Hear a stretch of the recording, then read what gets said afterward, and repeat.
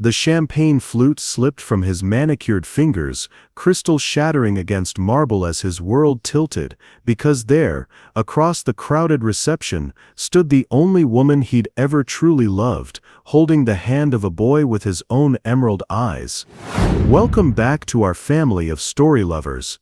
If this emotional journey touched your heart, hit that subscribe button and drop a comment telling me where you're watching from, because tomorrow, I'm bringing you another powerful tale of love, secrets, and second chances that you absolutely won't want to miss. Now, let's dive into a story that will remind you why true love is always worth fighting for. The St. Regis ballroom glittered like a constellation of diamonds, every surface reflecting the warm glow of crystal chandeliers. Alexander Sterling adjusted his platinum cufflinks for the third time in 5 minutes, his jaw tight beneath his practiced smile. At 35, he was Manhattan's most eligible bachelor, until today. The wedding of his business partner's daughter had drawn New York's elite like moths to flame, and Alexander moved through the crowd with the fluid grace of a man born to wealth and expectation. Nervous Sterling? His friend James clapped him on the shoulder, champagne already loosening his tongue.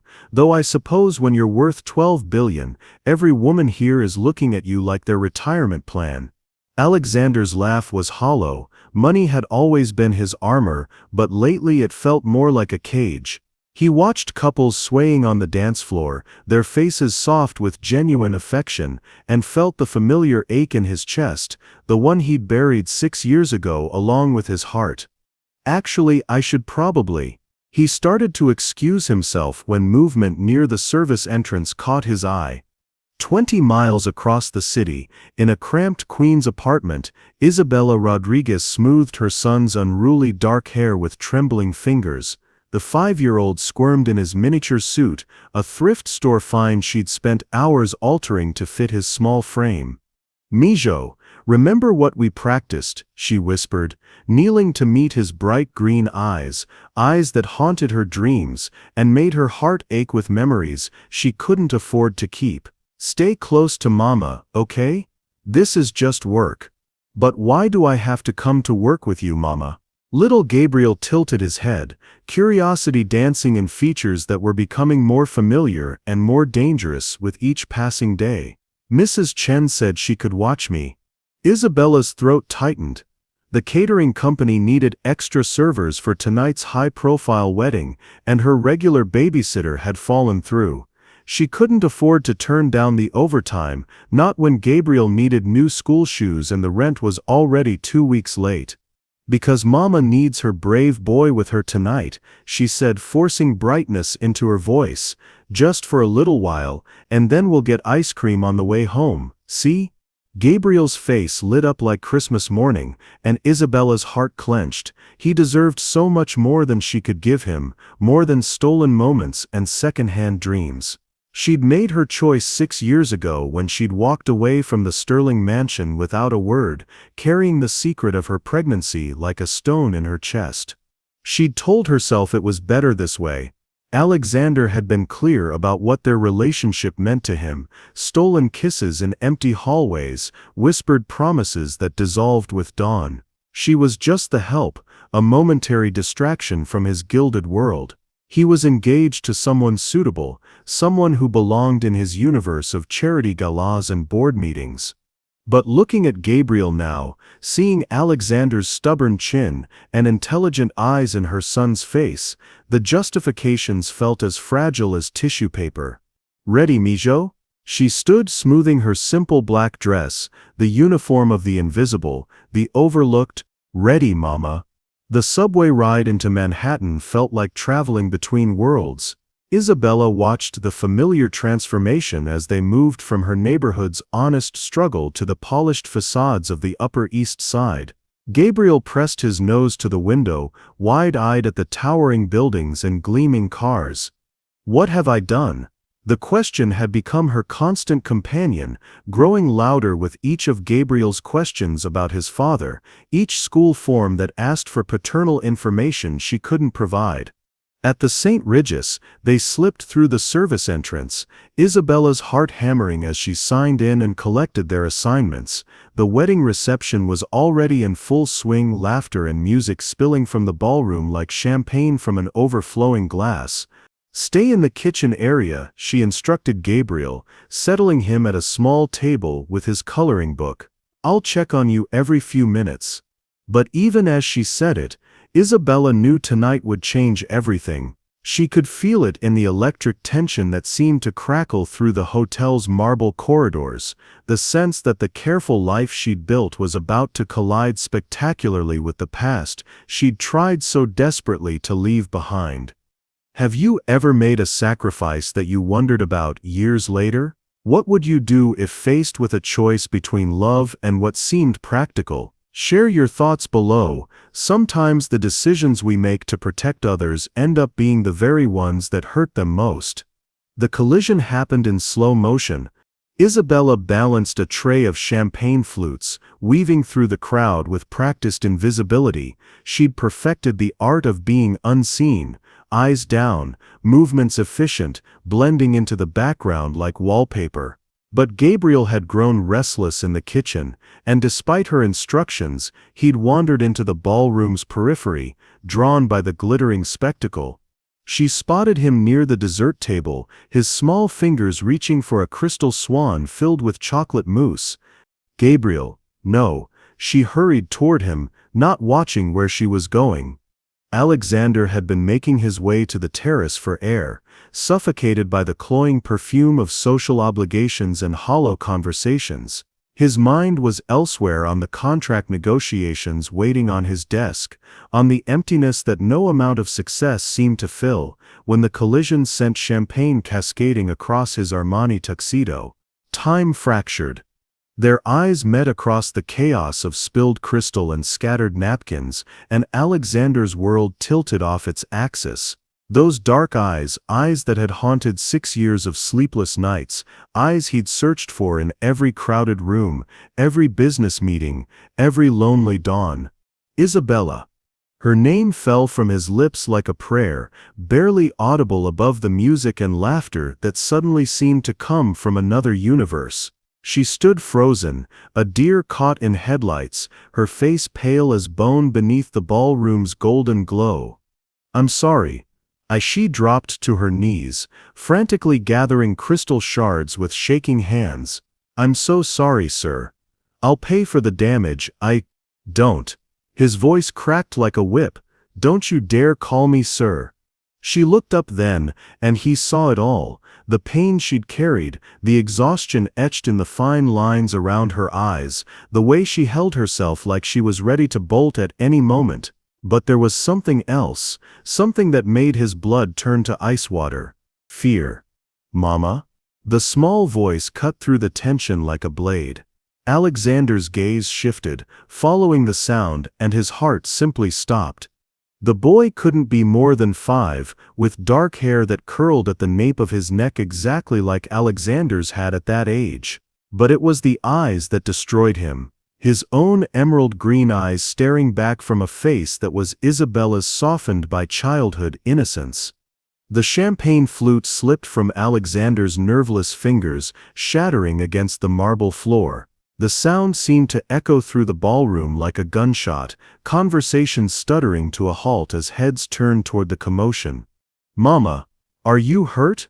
Gabriel rushed to Isabella's side, his small hands touching her face with the tender concern that only children possess. "I'm fine, Micho," she whispered, but her voice was breaking. "We need to go." She started to rise, pulling Gabriel with her, but Alexander's hand shot out, fingers wrapping around her wrist. His touch burned like a brand, and she gasped at the contact. "Don't," he said, and the single word contained 6 years of grief, rage, and desperate longing. "Don't you dare run from me again." Mr. Sterling, one of the wedding coordinators, appeared at his elbow, her face creased with concern. "Is everything all right? Should we call?" "Leave us." Alexander's voice cut through her words like a blade, his eyes never leaving Isabella's face. "Everyone. Now." The authority in his tone scattered the gathering crowd, but Isabella was already backing away. Gabriel pressed protectively against her side. "Isabella." Alexander's voice broke on her name. "Is he?"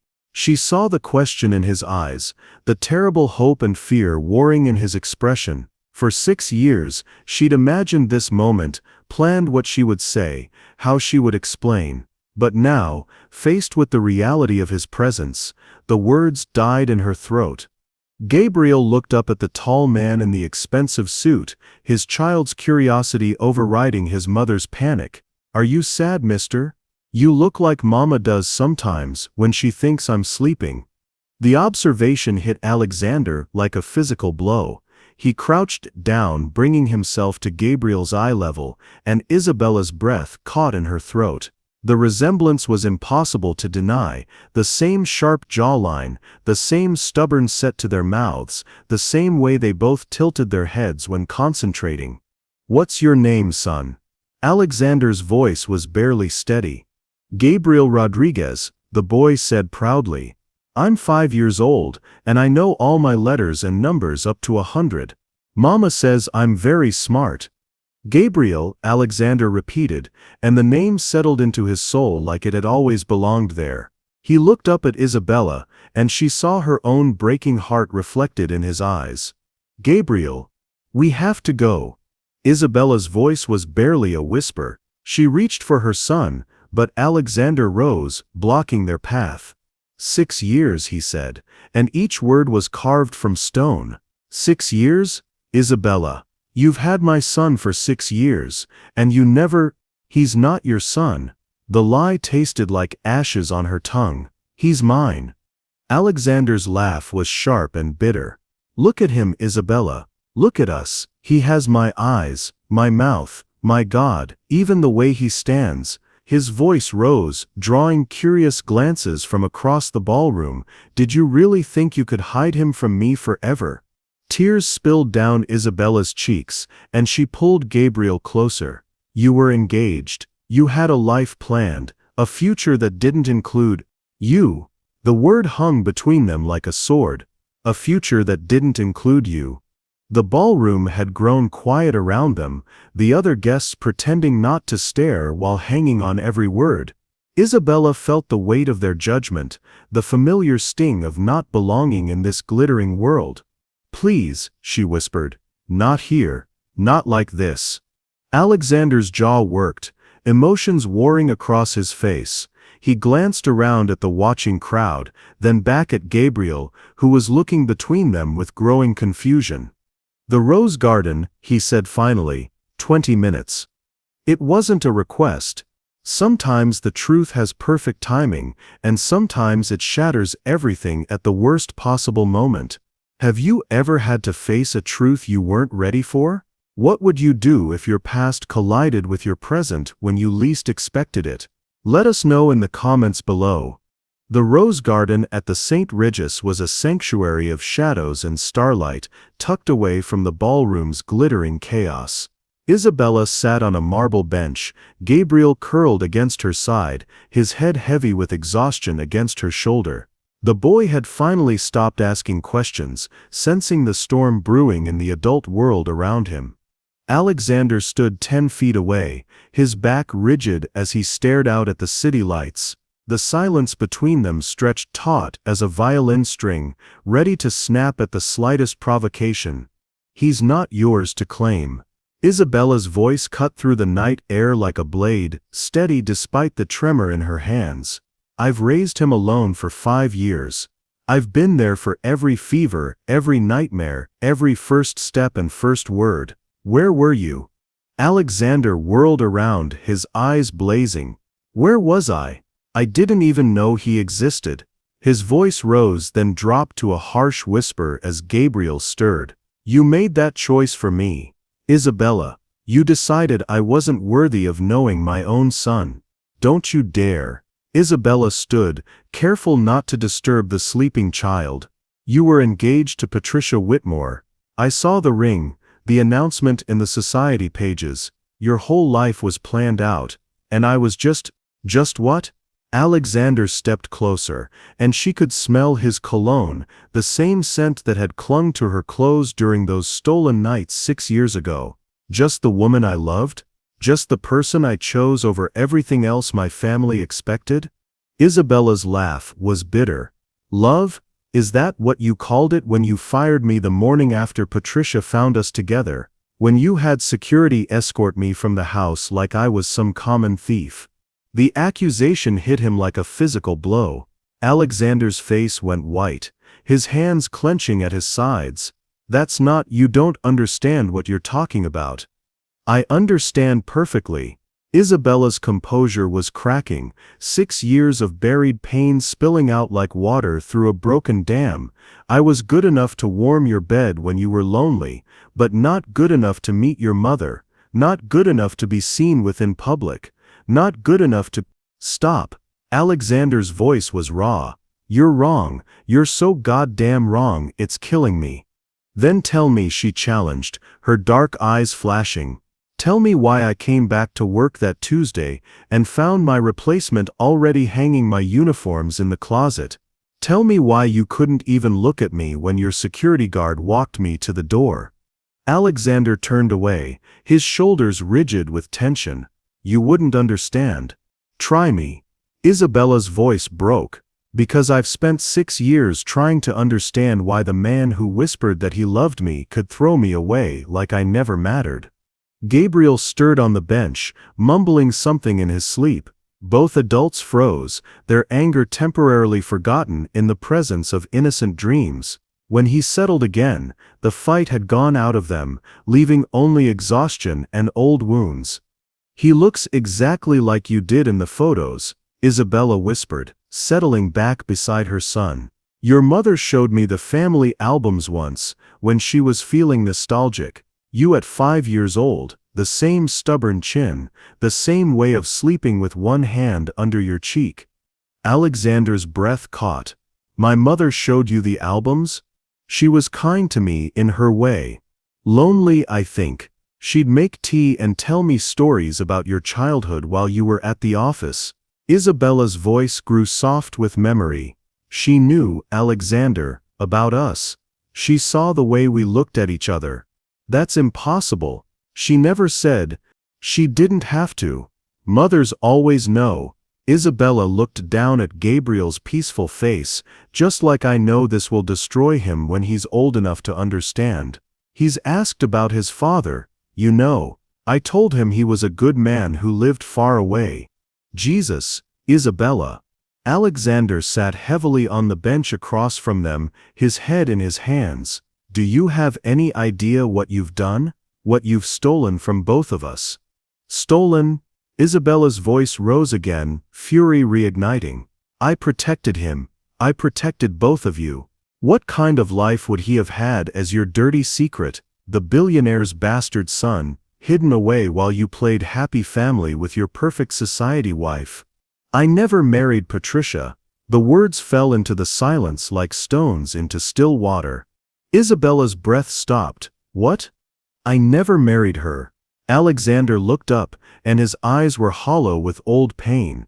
I called it off 3 days after you left. Couldn't go through with it. Couldn't pretend to love someone else when— You're lying. But even as she said it, Isabella could see the truth in his face. I've never lied to you. Not once.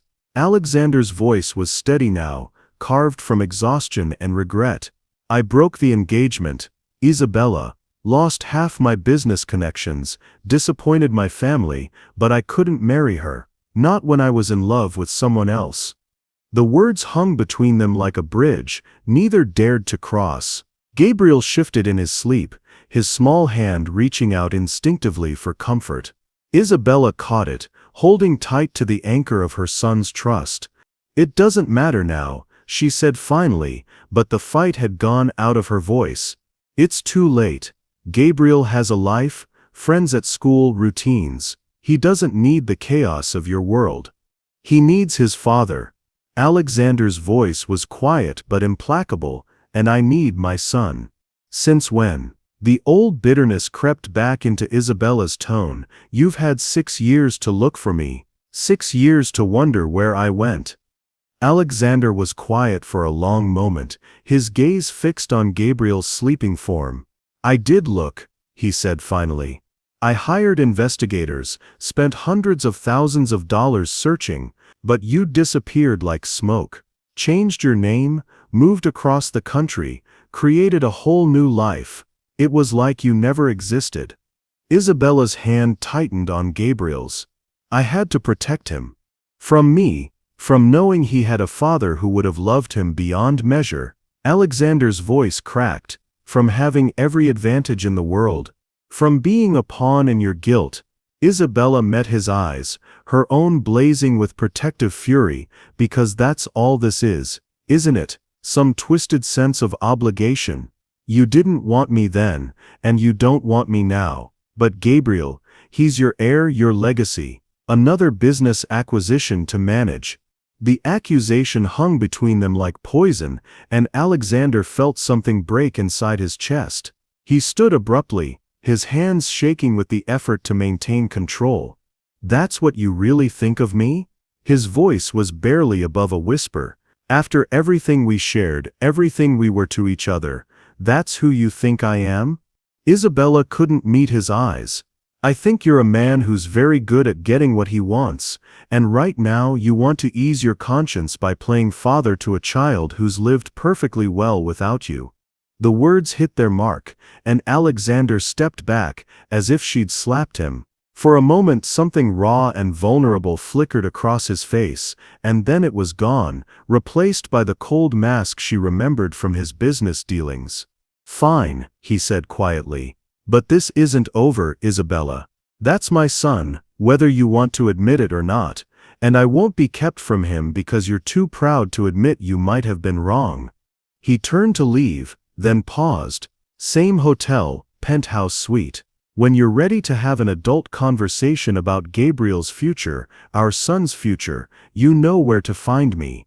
Have you ever been in a situation where both people were right and wrong at the same time? When pride and pain make it impossible to hear what someone is really trying to say. Sometimes our greatest strength, protecting those we love, can become our greatest weakness. What do you think Isabella should do? Share your thoughts below. Isabella's cramped studio apartment felt even smaller at 3 in the morning. Gabriel slept peacefully in their shared bed, one small arm flung across the pillow where her head should have been.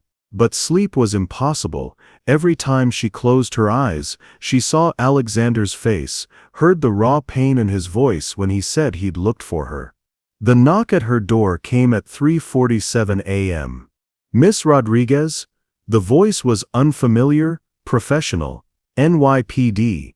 We need to speak with you about a gas leak in the building." Isabella's heart hammered as she opened the door to find 2 uniformed officers and a man in an expensive coat she recognized all too well. Alexander stood behind them, his face carefully neutral, but she could see the tension in his shoulders. "There's been a gas leak reported in this building," the older officer explained. "We're evacuating all residents until the gas company can make repairs. Could take 12 to 24 hours. "That's impossible," Isabella said, her voice sharp with suspicion. "I don't smell any." "Gas leaks can be odorless, ma'am," the younger officer interrupted. "Especially in older buildings like this. For your safety and your son's, you need to gather essential items and vacate immediately." Isabella's eyes found Alexander's, and she saw something there, not triumph, but desperation. He'd orchestrated this, somehow. The realization should have made her furious, but instead, she felt a strange mix of admiration and terror at the lengths he was willing to go. "I don't have anywhere to go at this hour," she said carefully. "Actually," Alexander stepped forward, his voice carefully modulated, "I've arranged temporary accommodations. The St. Regis has a family suite available." "Absolutely not." Isabella's voice was flat. "Find somewhere else." "Ma'am," the older officer interjected, "Mr. Sterling here is covering accommodations for all affected residents. It's either that or the Red Cross shelter on 42nd Street." Gabriel stirred at the sound of voices, sitting up in bed with sleepy confusion. "Mama? What's happening?" Isabella's heart clenched. The Red Cross shelter would mean sleeping on cots in a room full of strangers, sharing bathrooms, no privacy. Gabriel would be terrified. "Pack a bag, Mijo," she said quietly, defeat heavy in her voice. "We're going to stay at a hotel tonight." 20 minutes later, they stood in the marble lobby of the St. Regis, Gabriel wide-eyed at the opulent surroundings. Alexander had disappeared, giving them space to check in, but Isabella could feel his presence like a storm on the horizon. "This place is like a palace, Mama," Gabriel whispered, his small hand gripping hers tightly. "Are we rich now?" The innocent question nearly broke her heart. "No, baby, this is just temporary. Tomorrow we'll go home." But even as she said it, Isabella wondered if that was true. Alexander had outmaneuvered her completely, and she was beginning to understand the full scope of what she was dealing with. This wasn't the passionate young man she'd fallen in love with 6 years ago. This was a billionaire who'd built an empire, someone accustomed to getting exactly what he wanted. The family suite was larger than her entire apartment, with floor-to-ceiling windows overlooking Central Park. Gabriel ran from room to room, marveling at the marble bathroom and the beds that seemed bigger than their entire living space. "There's room service," he called out, finding the leather-bound menu. "Mama, they have pancakes that cost $28. Isabella sank onto the plush sofa, suddenly exhausted. The events of the evening felt surreal, like she'd fallen through a looking glass into a world where everything was beautiful and nothing was real. The soft knock at the door came an hour later, after she'd finally gotten Gabriel settled in the bedroom with cartoons on the enormous television. Alexander stood in the hallway, no longer in his tuxedo, but wearing dark jeans and a cashmere sweater that probably cost more than Isabella made in a month. He looked younger somehow, less intimidating, but the determination in his eyes hadn't wavered. "May I come in?" Isabella stepped aside reluctantly. Was the gas leak even real? There was a small leak in the basement. "I may have expedited the evacuation timeline." Alexander's mouth quirked in what might have been shame. "I needed to talk to you without you running away again. So you had me essentially kidnapped. I provided safe, comfortable accommodations for you and my son." Alexander's voice was steady, but she could hear the underlying steel. "Would you prefer I'd gotten a court order for paternity testing instead?" Isabella's blood ran cold. "You wouldn't. Try me." Alexander moved to the window, his reflection ghost-like against the city lights. "I've spent 6 years wondering what happened to you, Isabella. 6 years thinking you left because I wasn't good enough, wasn't worth fighting for. And now I find out I have a son who doesn't even know my name. Gabriel is fine the way he is." "Is he?" Alexander turned, and Isabella saw something dangerous in his expression. "Really? Because from where I stand, he's a 5-year-old boy living in poverty, with a mother who works 3 jobs just to keep food on the table." The words hit like physical blows. "How do you—" "I know everything, Isabella. The catering company, the weekend cleaning service, the night shift at the diner. I know you've been living paycheck to paycheck, barely scraping by." Alexander's voice softened. "I know you're exhausted. I know you cry sometimes when you think Gabriel can't hear. I know because I've been watching, trying to understand why you'd choose struggle over security." Isabella felt exposed, vulnerable. "You had me followed.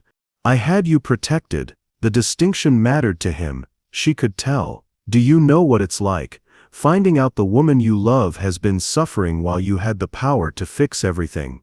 I never asked for your help." "No, you asked for nothing. That was always your problem, too proud to need anything from anyone." Alexander ran a hand through his dark hair, and Isabella caught a glimpse of the man she'd fallen in love with.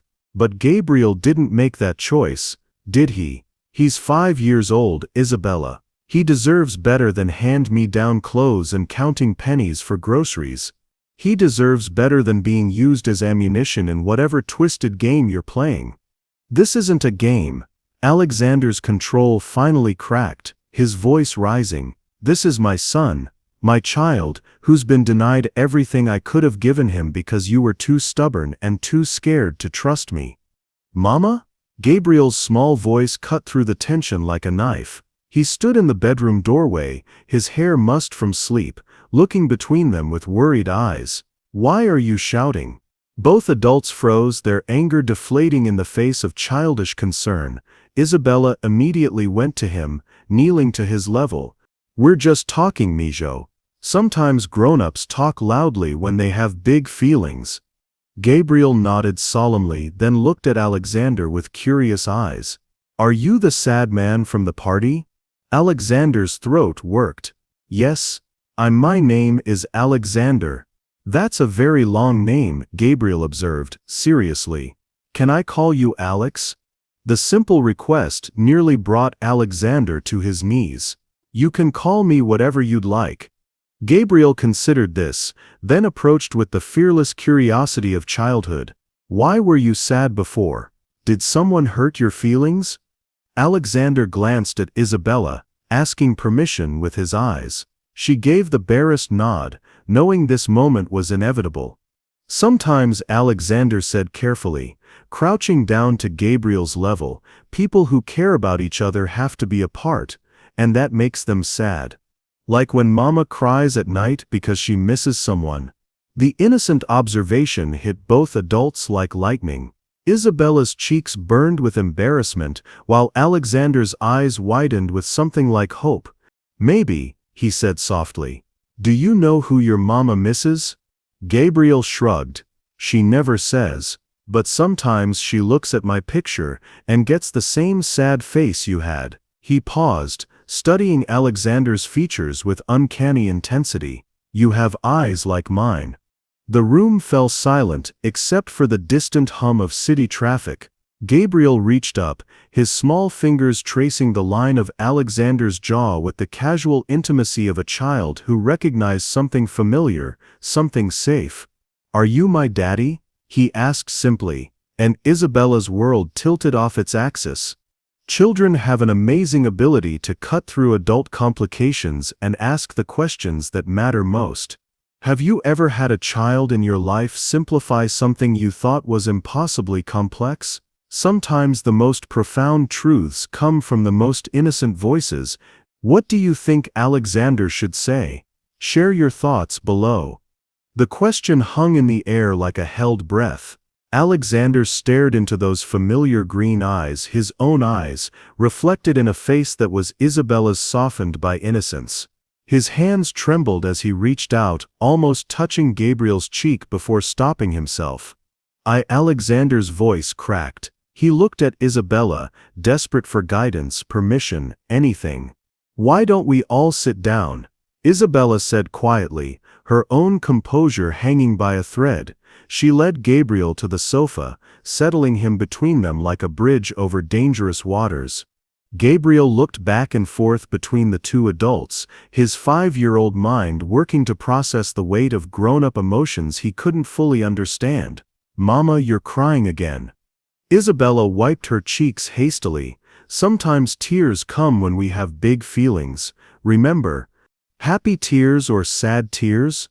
I don't know yet, baby. Alexander cleared his throat, his businessman's composure warring with the father he'd never been allowed to be. Gabriel, do you know what a daddy is?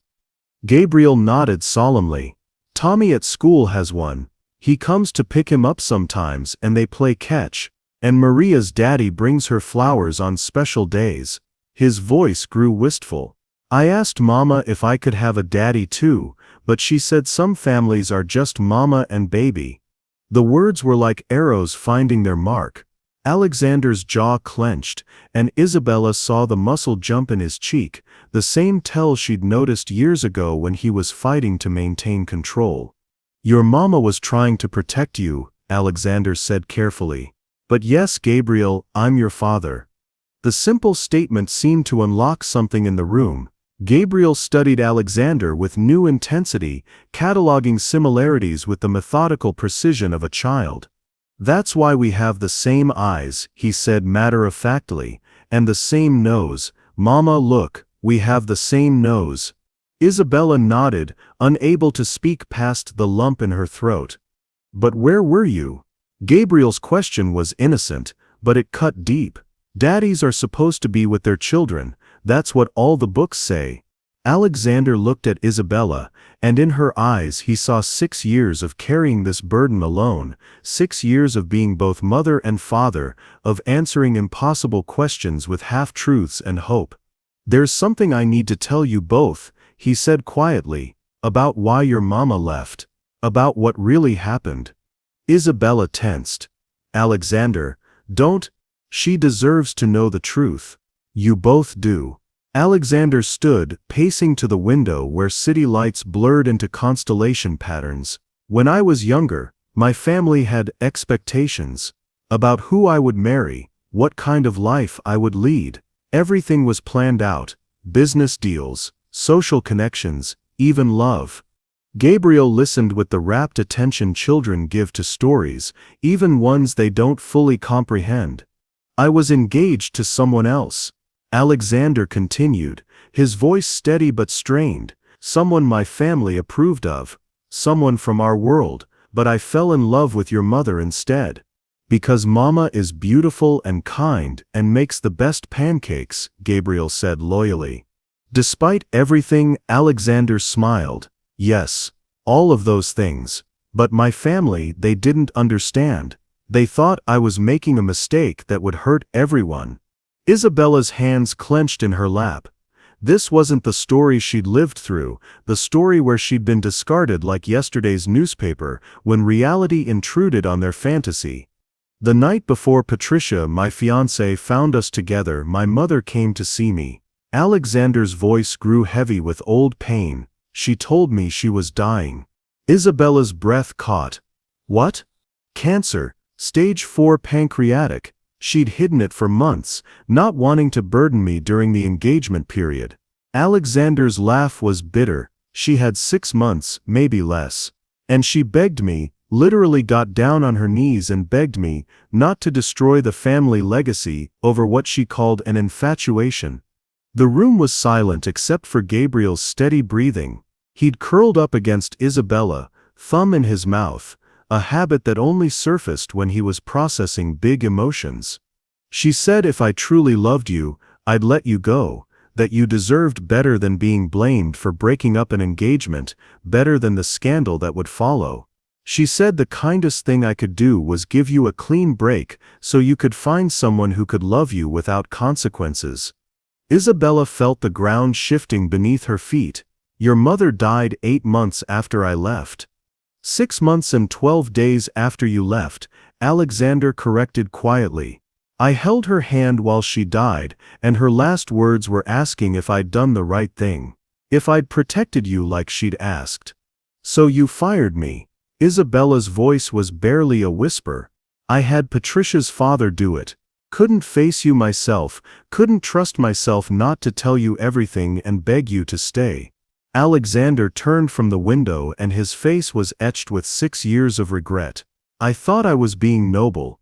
I thought I was protecting you from the mess my life had become. Noble? Isabella stood abruptly, fury and pain warring in her voice. You let me think I meant nothing to you. You let me believe I was just some convenient distraction. I know. The words were carved from stone. I know what I let you believe, and I've lived with that every day since. I called off the engagement 3 days later, but by then you were gone, vanished, and I realized I'd made the biggest mistake of my life. Gabriel looked up at his mother, seeing her tears, then at Alexander, seeing his pain. With the wisdom that only children possess, he reached for both their hands. Don't be sad anymore, he said simply. I'm here now, we're all here. The words were like a key turning in a lock. Alexander sank to his knees beside the sofa, his careful composure finally cracking completely. I'm so sorry, he whispered, and Isabella realized he was talking to both of them. I'm sorry I wasn't there when you were born, Gabriel. I'm sorry I missed your first steps, your first words. I'm sorry your mama had to do everything alone, because I was too proud and too scared to fight for what mattered." Gabriel considered this with 5-year-old solemnity, then leaned forward and patted Alexander's cheek with gentle fingers. "It's okay. Mama says everyone makes mistakes sometimes. The important thing is saying sorry and doing better." Alexander's eyes filled with tears he'd been holding back for 6 years. "You're a very wise little boy. I got that from Mama. She's the smartest person in the whole world." Isabella felt her heart crack open. All the anger, all the protective fury she'd been carrying, was suddenly too heavy to hold. She looked at Alexander, really looked at him, and saw not the calculating businessman she'd feared, but the man she'd fallen in love with, broken, grieving, and desperate to make amends for choices that had seemed right at the time, but had cost them all so much. "She made me promise," Alexander said quietly, looking at Isabella. "My mother made me swear I wouldn't tell you she was dying, wouldn't use her illness to manipulate you into staying. She said, if what we had was real, we'd find our way back to each other eventually." 6 years is a long eventually, Isabella whispered. "But we're here now," Gabriel piped up, echoing Alexander's mother's faith with childish certainty. "That means it was real, right?" Neither adult answered, but something shifted in the space between them, a door opening after being locked for far too long. Have you ever discovered that a painful memory had a completely different truth behind it? Sometimes the people who hurt us are carrying burdens we never knew existed. When secrets that were meant to protect end up causing the deepest wounds, how do you find the strength to forgive both others and yourself? What would you do in Isabella's place? Let us know in the comments. Dawn crept through the hotel suite's massive windows, painting everything in shades of rose and gold. Gabriel had fallen asleep curled between them on the sofa, his small body a bridge connecting two people who had been strangers to each other for too long. Isabella watched the steady rise and fall of her son's breathing, acutely aware of Alexander's presence just inches away. "He snores like you do," Alexander murmured, his voice soft with wonder. Isabella glanced at him, surprised. "You remember that?" "I remember everything." Alexander's fingers hovered over Gabriel's dark curls, not quite touching. "The way you hummed while you worked. How you took your coffee with too much sugar and not enough cream. The little scar on your thumb from when you were learning to cook as a child." Heat crept up Isabella's neck. "Alexander, I looked for you everywhere," he continued quietly. "Hired 3 different firms over the years. When they couldn't find you, I started visiting places we'd talked about going together. That little cafe in Brooklyn, where you said they served the best tres leches cake. The bookstore on the Upper West Side where you wanted to read poetry on rainy afternoons. You went to those places?" Alexander's smile was rueful. "Every year on your birthday. Stupid. I know. But I kept thinking maybe." He shook his head. "I never gave up hope that someday I'd turn a corner and there you'd be." Gabriel stirred, mumbling something in his sleep about pancakes and dinosaurs. The innocent sound broke the tension, and Isabella found herself almost smiling. "He dreams in both English and Spanish," she said softly. "Usually about food or imaginary adventures where he's the hero saving everyone." "Tell me about him," Alexander said, and the naked longing in his voice made Isabella's chest tight. "Please, I've missed so much." Where did she even begin? 5 years of midnight fevers and morning snuggles, of scraped knees and triumphant first attempts at tying shoes. 5 years of a little boy who asked endless questions about everything from why the sky was blue to whether earthworms had feelings. "He learned to walk early," she said finally. 10 months. I was terrified because our apartment was so small, and he kept trying to climb everything. The refrigerator, bookshelves, even the fire escape." Alexander's face paled. "The fire escape. I caught him in time," Isabella assured him quickly, "but it was like living with a tiny, fearless acrobat. He had no sense of danger whatsoever." "Still doesn't apparently." Alexander gestured toward Gabriel, who was now completely upside down on the sofa, his feet somehow ending up on the armrest. Does he always sleep like he's attempting some sort of yoga pose? Isabella laughed, actually laughed, for the first time in hours. Wait until you see what happens when he has nightmares. He turns into an octopus, arms and legs everywhere.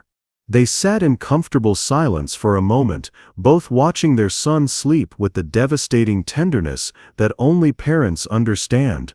What's he afraid of? Alexander asked. In the nightmares, I mean. Isabella hesitated. This felt too intimate, sharing Gabriel's vulnerabilities with someone who was still essentially a stranger. But looking at Alexander's face, the genuine concern there, the desperate need to know and understand his child, she found herself answering. Monsters usually, but not the typical ones.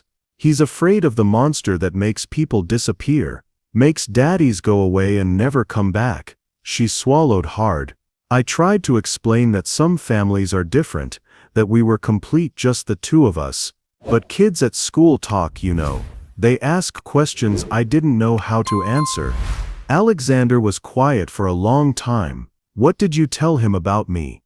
That you were a good man who lived far away. That sometimes people can love each other but can't be together because life is complicated. Isabella's voice grew thick. That it wasn't his fault, and it wasn't because he wasn't good enough or lovable enough. That was always my biggest fear, that he'd think he was somehow lacking. Christ, Isabella. Alexander's voice cracked. All this time, I thought you left because I wasn't good enough, and you were protecting him from thinking the same thing about himself. Gabriel chose that moment to wake up, blinking sleepily at the sunlight streaming through the windows.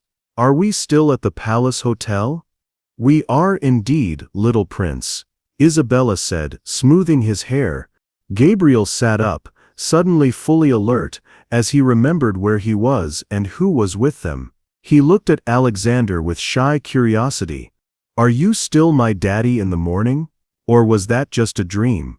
Alexander's throat worked. I'm still your daddy, if that's okay with you. Gabriel considered this with the seriousness he applied to all important decisions.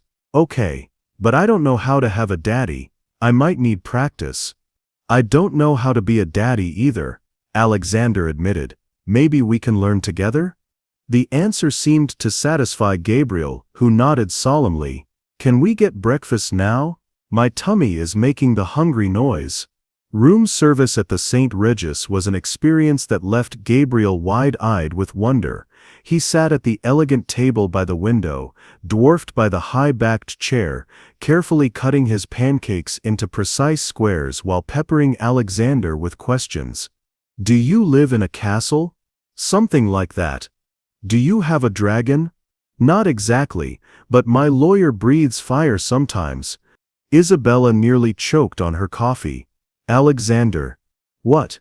You've never met Henderson when a deal goes sideways. Alexander winked at Gabriel, who giggled delightedly. Do you know how to play baseball? Alexander paused, his fork halfway to his mouth. No, actually. I never learned. That's okay, Gabriel said generously. I can teach you. Mama tried, but she throws like a girl. Gabriel Rodriguez, Isabella warned, but she was fighting a smile. What? You do? Remember when you tried to throw the ball to me in the park, and it went backwards and hit that lady's dog? Alexander burst into laughter. Real, unguarded laughter that transformed his entire face. Your mother hit a dog with a baseball? It was a very small ball, Isabella protested, her cheeks burning, and the dog was fine. Barely even noticed. The dog barked at us for 10 minutes, Gabriel informed Alexander solemnly, and the lady said words that Mama said I should never ever repeat. Good advice, Alexander agreed, still grinning. What else should I know about your mama's athletic abilities? She's very good at running, Gabriel said thoughtfully. Especially when we're late for school, and she can carry all the groceries in one trip, even the heavy ones. The pride in Gabriel's voice was unmistakable, and Alexander felt something twist in his chest. This little boy thought his mother was a superhero, and in many ways she'd raised him alone, worked multiple jobs, somehow managed to keep him fed and clothed and happy despite having almost nothing. "Your mama is pretty amazing," Alexander said quietly, his eyes meeting Isabella's across the table. Gabriel nodded enthusiastically. "She makes the best bedtime stories, not from books, from her imagination. There's this princess who doesn't need anyone to rescue her because she's brave enough to rescue herself." "Sounds like someone I know," Alexander murmured, and Isabella felt heat spread through her chest. After breakfast, Gabriel discovered the suite's marble bathroom with its enormous tub and rainfall shower. His delighted squeals echoed off the walls as he played with the luxury amenities, turning bath time into an elaborate adventure involving toy boats, fashioned from soap dishes and sea monsters' washcloths. Alexander sat on the bathroom floor in his expensive clothes, completely unconcerned about marble and water damage, helping Gabriel create elaborate naval battles. Isabella watched from the doorway, her heart doing complicated things as she saw her son's joy at having someone new to play with, someone who listened to his stories and treated his imagination like it mattered. "Daddy, look," Gabriel called out, and Alexander's entire body went still at the casual use of the word. "The good guys are winning." "I see that," Alexander managed, his voice rough with emotion. "You're an excellent admiral, Gabriel." This was what she'd stolen from both of them. Isabella realized with crystalline clarity, not just the big moments, birthdays and holidays, but these small perfect instances of connection. The way Gabriel's face lit up when Alexander listened to his stories, the way Alexander's careful businessman facade melted away when his son laughed. "I need to tell you something," she said quietly when Gabriel was finally dressed and occupied with cartoons in the bedroom. Alexander looked up from where he was gathering soggy towels, suddenly wary. "I was scared," Isabella said simply. "Not just of you or your world or what people would think. I was scared that you'd break his heart the way you broke mine, that you'd love him as long as it was convenient and then walk away when something better came along." Alexander set down the towels, his full attention on her. "And now?" Isabella watched through the doorway as Gabriel arranged his toys in careful patterns on the bed, narrating an elaborate story about brave knights and magical kingdoms. "Now I see the way you look at him, like he's made of starlight and wonder. Like you'd burn the world down before you'd let anyone hurt him." "I would," Alexander said without hesitation. "I'd do anything to protect him. Both of you." "I know." The admission felt like stepping off a cliff. "That's what scares me most of all." Have you ever watched someone fall in love with your child and felt that mixture of joy and terror that comes with expanding your family's circle? Sometimes the most beautiful moments are also the scariest, when we realize that letting people in means giving them the power to hurt the ones we love most. What do you think comes next for this family? Share your thoughts below.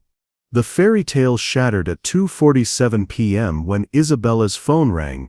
She'd been watching Alexander and Gabriel on the hotel room floor, building an elaborate castle out of pillows and blankets. Her son's laughter filled the space like music, and Alexander, this powerful man who commanded boardrooms and controlled billions, was completely absorbed in the architectural requirements of a proper dragon's lair. "It needs to be tall enough for me to stand up in," Gabriel instructed seriously. "Dragons are very big." "Of course they are," Alexander agreed with equal gravity. "We can't have a substandard dragon accommodation." Isabella had been smiling, her heart doing dangerous things in her chest, when her phone buzzed with an unknown number. "Hello? Miss Rodriguez, this is Janet Chen from Lincoln Elementary. I'm afraid there's been an incident." Isabella's blood turned to ice. What kind of incident? Gabriel looked up from the blanket fort, sensing the change in his mother's voice. Alexander too had gone still, his businessman's instincts picking up on trouble. There was a break-in at the school last night. Several files were stolen from the main office, including student records. We're required to notify all parents whose children's information may have been compromised. The phone slipped in Isabella's suddenly sweaty palm. What kind of information? Emergency contact forms, medical records, academic files. I'm sure it's nothing to worry about, but we wanted you to be aware. Isabella ended the call with shaking hands. It wasn't a coincidence. It couldn't be. Less than 24 hours after Alexander discovered Gabriel's existence, someone had broken into her son's school to steal files that would contain everything: her real name, her address, her work history, Gabriel's birth certificate. What's wrong? Alexander was on his feet, moving toward her with concern etched in every line of his face. Someone broke into Gabriel's school, Isabella said quietly, trying to keep the panic from her voice. Stole student records.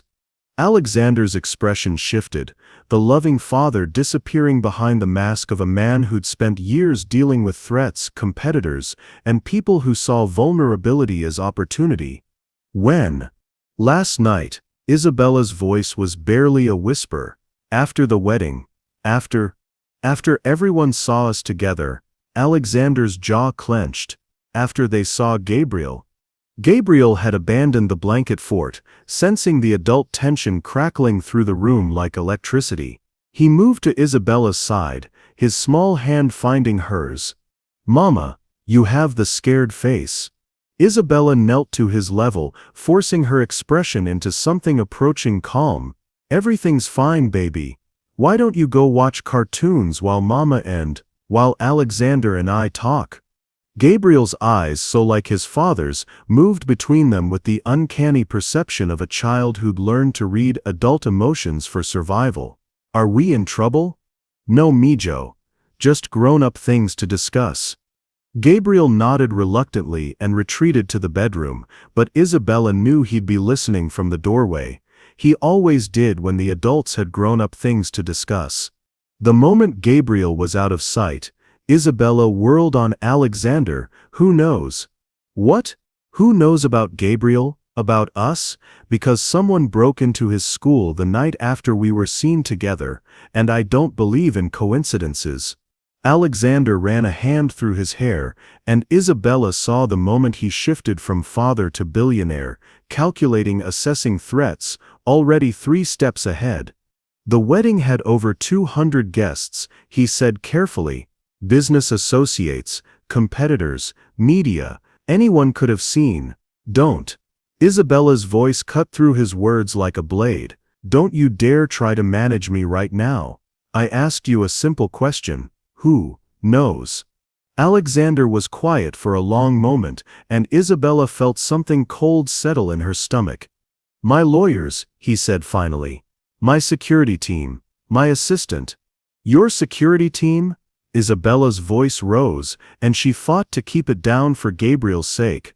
"How many people is that?" 6. Maybe 8 if you count the investigators I hired to. To what? But even as she asked, Isabella was already understanding. The pieces were clicking into place with terrifying clarity. "You've been having us watched. For how long?" Alexander's silence was answer enough.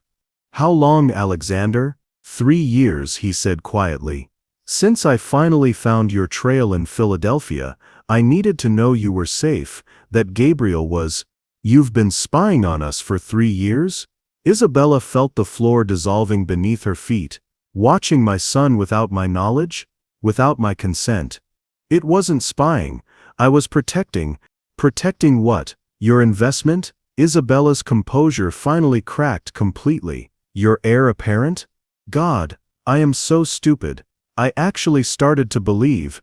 "Isabella, please." "What else?" Her voice was deadly quiet now, the kind of calm that preceded hurricane force winds. "What else don't I know? What other violations of our privacy are you going to justify as protection?" Alexander looked like he was drowning. "I had to know you were okay. Both of you. After what I did, after letting you go, after having me fired and escorted out like a criminal." "You mean?" That's not, that's exactly what it was. Isabella was shaking now, 6 years of buried pain and humiliation pouring out like poison from a lanced wound. And now you want me to believe this is all about love? About wanting to be a father? It is about love, Alexander said desperately. Everything I did was to protect you. From who? From what? Isabella laughed, but there was no humor in it. The only person I needed protection from was you. The words hung between them like a curse. Alexander physically recoiled as if she'd struck him, his face going white. You don't mean that. Don't I? Isabella stepped closer, her dark eyes blazing. You fired me without explanation. You had me followed for 3 years without my knowledge. You orchestrated a fake emergency to get me here, to force this confrontation. And now someone has broken into my son's school, probably because your team of protectors couldn't keep their mouths shut. That's not what happens next, Alexander. When this gets out, and it will get out, what happens to Gabriel? Do you think the media will be kind to the billionaire's bastard son? Do you think the kids at school will still want to be his friend when they find out his mother was just the help? Alexander looked stricken. We'll protect him. We? Isabella's voice rose to nearly a shout. There is no we, there never was. You made that clear 6 years ago, and despite my temporary insanity, nothing has changed. Mama. Gabriel's small voice cut through their argument like a knife. He stood in the bedroom doorway, his face pale and frightened, tears streaming down his cheeks. Please don't yell. The sight of their son, their beautiful innocent boy who'd done nothing to deserve being caught in the crossfire of adult mistakes, stopped both of them cold. Isabella went to him immediately, gathering him into her arms. I'm sorry, baby. Mama didn't mean to get loud. Are you going to leave again? Gabriel's question was directed at Alexander, and the simple words hit like a physical blow, like the daddies in movies who go away and don't come back. Alexander's face crumpled. He started toward them, then stopped, his hands falling helplessly to his sides. I don't want to leave, Gabriel. I want to stay with you and your mama forever. But Mama's mad at you. Gabriel's observation was delivered with the devastating honesty of childhood. Really, really mad. Like when I broke her favorite cup and lied about it. Yes, Alexander said quietly. Mama's mad at me because I made some very big mistakes. Can you say sorry and fix it? The question was so innocent, so hopeful, that both adults felt their hearts break simultaneously. Isabella saw the exact moment Alexander understood what she'd been trying to tell him, that this wasn't just about them anymore. That Gabriel, who'd lived his whole life without a father, was already beginning to love the man who claimed to be his daddy. And when Alexander inevitably chose his empire over their small, complicated family, it would destroy their son in ways Isabella wasn't sure they could fix. I don't think sorry is enough this time, Alexander said, and Isabella heard the defeat in his voice. Some mistakes are too big to fix. Gabriel looked between them with the solemn wisdom of a child who'd learned too young that adults couldn't always make things better. Then maybe you should try harder, he said simply, and walked back to the bedroom, leaving two broken adults staring at each other across an unbridgeable chasm of hurt and mistrust. Have you ever been in a situation where trying to protect someone ended up hurting them more? When good intentions collide with broken trust, is there a way back? Sometimes the people we love most are the ones we hurt deepest, often while trying to keep them safe. Can Alexander earn back what he's lost, or are some betrayals too deep to forgive? What would you do in Isabella's place? Share your thoughts below. The silence in the hotel suite felt like a living thing, heavy and suffocating. Isabella sat on the edge of the bed, watching Gabriel color in his book with the methodical precision he used when he was trying not to think about scary things. His small shoulders were hunched with tension that no 5-year-old should have to carry. Alexander stood by the window, his reflection ghost-like against the afternoon sky. He hadn't moved in 20 minutes, hadn't spoken since Gabriel's simple verdict that he should try harder. Isabella could see the war being fought in the rigid line of his shoulders, the way his hands clenched and unclenched at his sides. Her phone had been buzzing steadily probably wondering why she'd missed her shift at the diner. The real world was calling, demanding she return to the life she'd built from necessity and determination. The life where she was enough for Gabriel, where they didn't need anyone else's complications or promises. "I want to go home," Gabriel said quietly, not looking up from his coloring book. "I miss my bed." The words were like a knife to Isabella's chest. Home, their cramped studio apartment where Gabriel slept in her bed because there wasn't room for two, where she counted pennies for groceries and fixed his toys with tape and hope. It wasn't much, but it was theirs. It was safe. "We'll go home soon, baby," she promised, though the word soon felt loaded with uncertainty. "Will Alex come with us?" Gabriel's question was carefully casual, the way children asked about things they desperately wanted but were afraid to hope for. Isabella's eyes found Alexander's reflection in the window. He'd gone perfectly still, waiting for her answer with the tension of a man standing before a firing squad. "I don't think Alex can come to our home, Mijo." Gabriel's crayon stopped moving. "Because our home is too small for rich people." The innocent question gutted both adults. Isabella started to explain about different worlds and complicated situations, but Gabriel kept talking. "Tommy's daddy doesn't have lots of money like Alex, but he still comes to their apartment. He sleeps on the couch sometimes when Tommy has bad dreams." Gabriel looked up with those devastating green eyes. "Maybe Alex could sleep on our couch. He's tall, but I bet he'd fit if he curled up." Alexander made a sound, half laugh, half sob. He turned from the window, and Isabella saw that his careful composure had completely cracked. Tears tracked down his cheeks, and he didn't bother to wipe them away. "Gabriel," he said, his voice rough with emotion, "can I tell you something?" Gabriel nodded solemnly. "I would sleep on any couch anywhere in the world if it meant I could be near you and your mama. On the floor, in a sleeping bag, in the hallway, it wouldn't matter. Do you understand?" Gabriel considered this with the gravity he applied to all important matters. "Then why don't you?"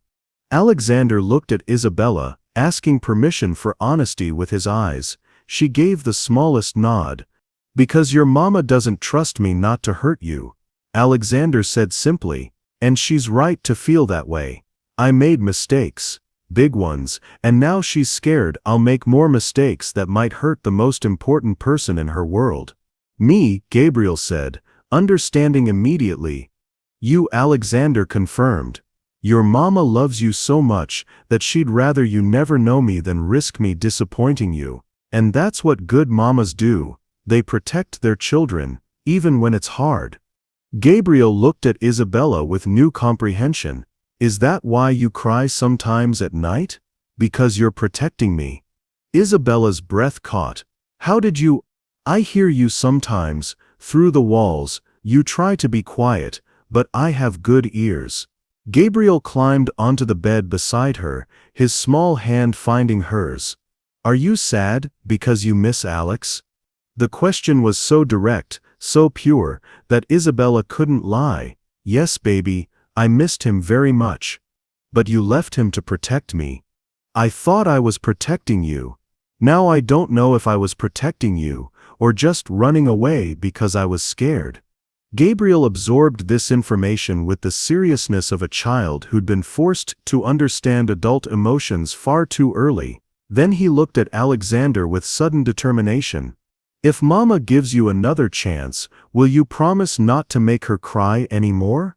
Alexander dropped to his knees beside the bed, bringing himself to Gabriel's eye level. "I promise I will spend every day for the rest of my life trying to make her happy instead of sad." "And you won't go away again?" "Not unless your mama asks me to leave. And even then I'll always be somewhere you can find me if you need me." Gabriel nodded, apparently satisfied with these terms. Then he turned to Isabella with the same serious expression. "Mama, if you give Alex another chance, will you promise not to run away again without telling him?" Isabella felt her world tilt. When had her 5-year-old become so wise? Gabriel? Because running away made you both sad for a really long time, and it made me not have a daddy when I could have had one. Gabriel's voice was matter-of-fact, but Isabella heard the hurt underneath. I would have liked to have a daddy sometimes. The admission broke her heart cleanly in half. All her careful justifications, all her protective instincts, and she'd still failed to shield him from the loss of something he'd never had, but somehow understood he was missing. "I'm sorry," she whispered.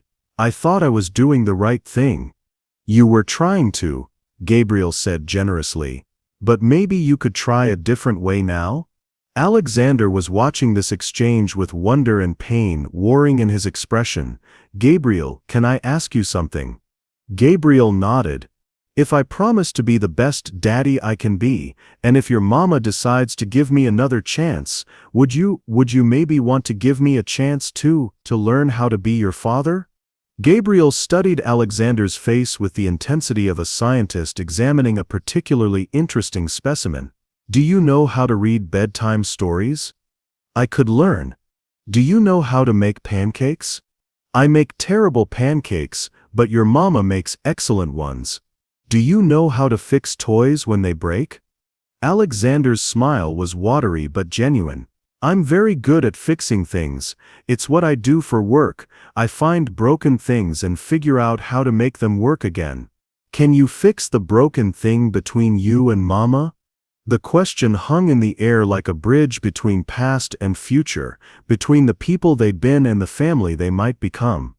Alexander looked at Isabella, and she saw everything in his eyes: the love he'd carried for 6 years, the regret that had eaten away at him, the desperate hope that maybe, possibly, it wasn't too late to get this right. "I want to try," he said quietly. "More than I've ever wanted anything in my life. But it has to be your mama's choice. She's the one I hurt. She's the one who gets to decide if I deserve another chance." All eyes turned to Isabella, her son's hopeful face, Alexander's desperate love, the weight of 6 years of choices and consequences pressing down on her shoulders. She thought about the little girl Gabriel would never meet, Alexander's niece who collected butterflies and asked endless questions about everything. She thought about the mother who died believing she was protecting her son's future. She thought about all the nights she'd lain awake wondering what if, and all the times Gabriel had asked about having a daddy like other kids.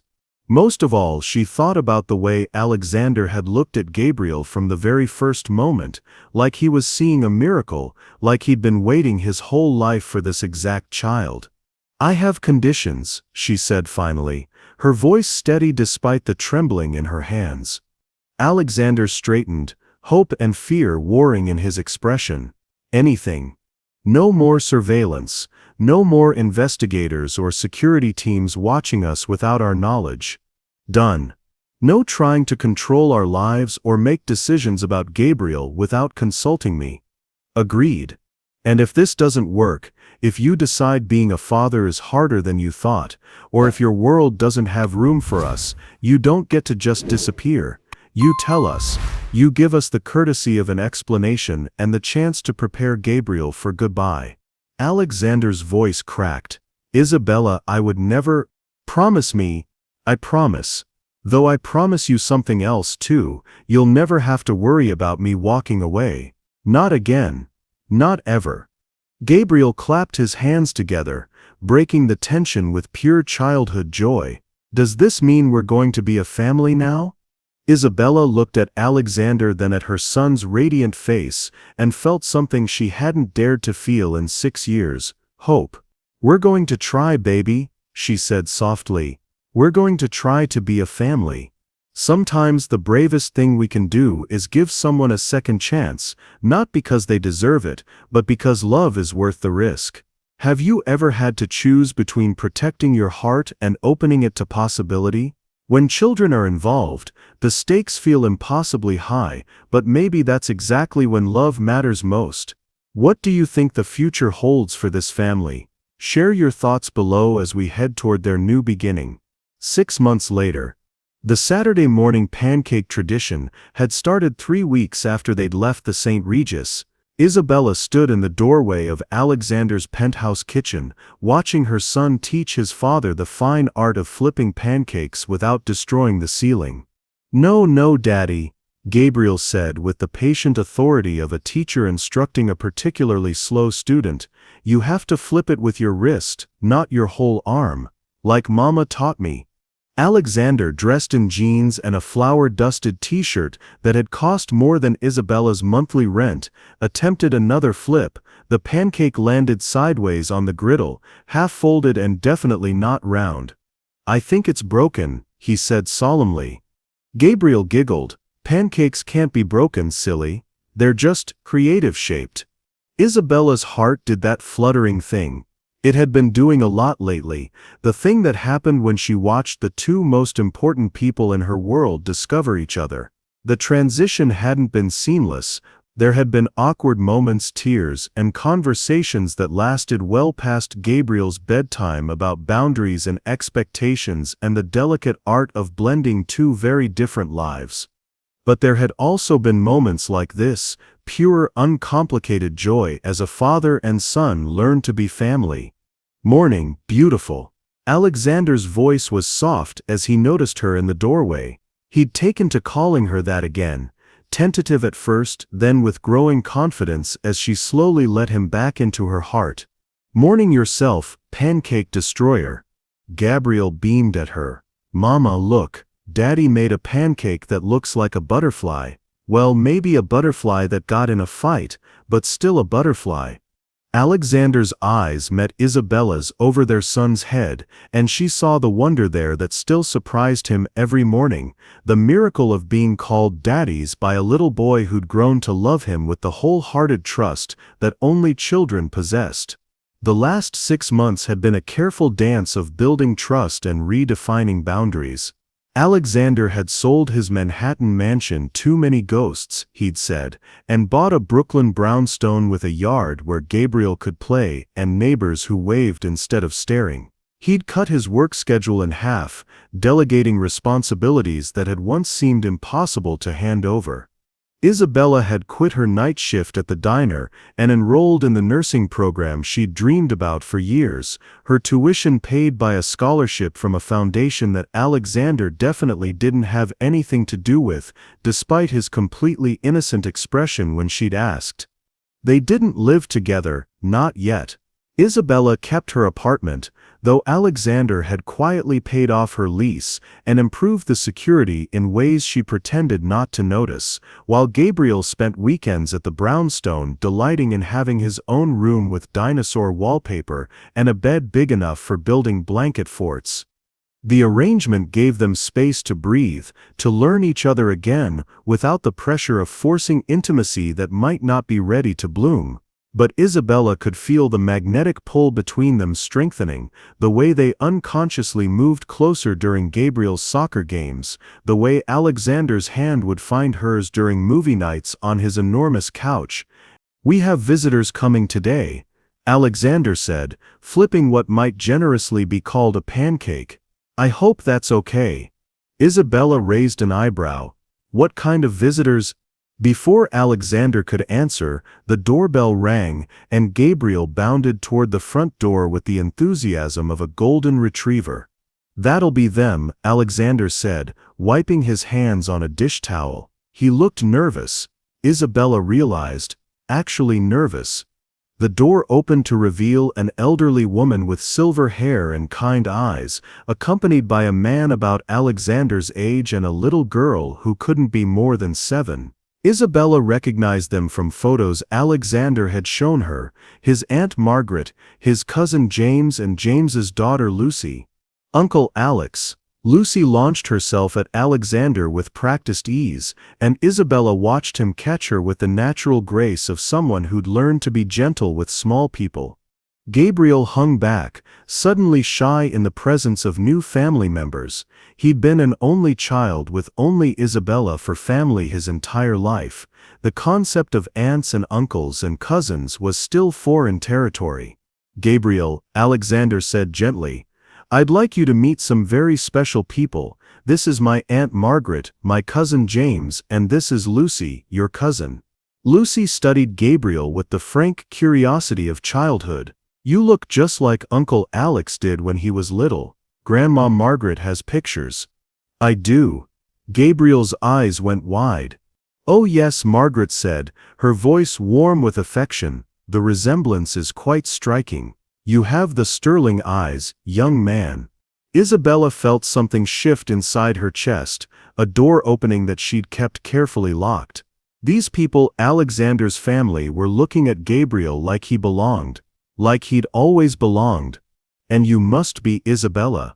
Margaret turned to her with a smile that held no judgment, only genuine warmth. "Alexander has told us so much about you. We're delighted to finally meet the woman who captured our stubborn boy's heart." The morning unfolded like a gift Isabella hadn't known she was waiting to receive.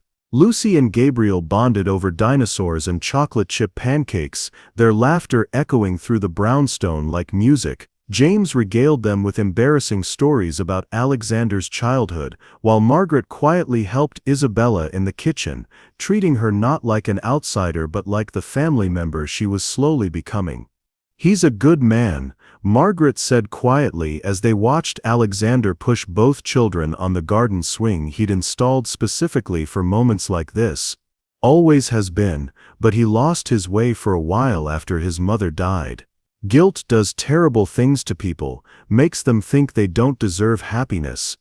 Isabella watched Alexander catch Lucy as she jumped from the swing, then immediately turned to spot Gabriel's more cautious descent. "He's different now. Lighter." "Love does that," Margaret said simply. "Real love, the kind worth fighting for, changes everything." As the afternoon wore on, Isabella found herself relaxing in ways she hadn't in years. This was what Gabriel had been missing, not just a father, but an entire family who welcomed him with open arms.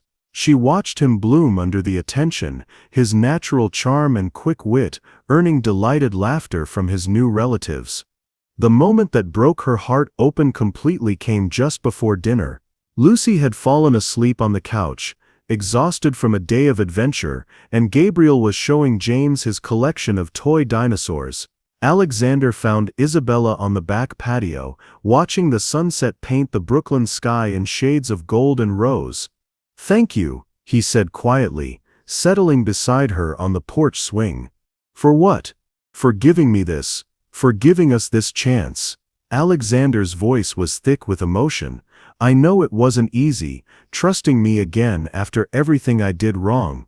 Isabella leaned into his warmth, finally allowing herself the luxury of his presence without reservations. "You've kept every promise you made. I intend to keep making them." Alexander's arm tightened around her. "All of them, for the rest of my life." Inside the house, they could hear Gabriel's animated voice explaining the difference between a Tyrannosaurus Rex and an Allosaurus to his captive audience. The sound made Isabella's chest tight with happiness she'd almost forgotten was possible. "He asked me something this morning," Alexander said quietly. "Gabriel, what about? Whether I was going to marry his mama." Alexander's voice was carefully neutral. "I told him that was something grown-ups had to talk about first." Isabella's heart stopped. "Alexander, I'm not asking," he said quickly. "Not yet. I know we're still figuring things out, still learning how to be this. But someday, when you're ready, when you trust that we're going to make it." He paused, his voice dropping to barely above a whisper. I want to ask and mean it, and know that you'll believe me when I say forever." Isabella turned in his arms, studying his face in the dying light. 6 months ago she would have seen calculation there, strategy, the careful maneuvering of a man who got what he wanted through planning and persistence. Now she saw only love, patient, steadfast, and absolutely certain. "Ask me in a year," she said softly. Alexander's smile was radiant. "Is that a yes?" "That's a maybe. A very strong maybe." Isabella's own smile felt like sunrise. "Ask me when Gabriel's had time to get used to having a daddy." Ask me when we've weathered our first real fight, and our first Christmas morning and our first family vacation. Ask me when you're sure this is what you want, not just the idea of family but the reality of it. The messy, complicated, beautiful reality of it. I'm already sure. Ask me in a year anyway, Isabella said, then kissed him softly, tasting forever on his lips. From inside the house came Gabriel's voice, calling for them both. Mama, Daddy, come see what Lucy drew. They were being summoned back to the warmth and noise and chaos of family, their family, imperfect and complicated and absolutely perfect. Alexander stood first, offering Isabella his hand. Ready? She looked at his outstretched palm, then at the house full of laughter and love, then at the man who'd waited 6 years for a second chance at forever. Ready, she said, and let him pull her into their future. Inside, Gabriel was showing off Lucy's drawing, a stick-figure family standing in front of a house, 4 people holding hands under a yellow sun. At the bottom, in careful first-grade printing, Lucy had written Gabriel's new family. Do you like it? Gabriel asked anxiously. Isabella looked at the drawing, then at Alexander, then at their son who was finally whole. I love it, she said, and meant it with every piece of her healing heart. I love it all. Love isn't just about the grand gestures or the perfect moments, it's about choosing each other every single day, through pancake disasters and awkward family dinners and all the beautiful messy realities of building a life together. Sometimes the best families aren't born, they're made through patience, forgiveness, and the courage to believe in second chances. What moments in your own life have taught you that love is worth the risk? Share your thoughts below, and tell us about the families chosen or given that have shaped your heart. This story explores themes of second chances, the power of family, and the courage it takes to trust again after betrayal. Through Alexander, Isabella, and Gabriel's journey, we see that sometimes the greatest love stories aren't about perfect people, but about imperfect people who choose to fight for each other. If you enjoyed this story, you will surely love the next one. It's as crazier and more intriguing as you can ever imagine. So do check it out. Click on the image showing on your screen right now to watch the next one. Thank you for watching this story to the end.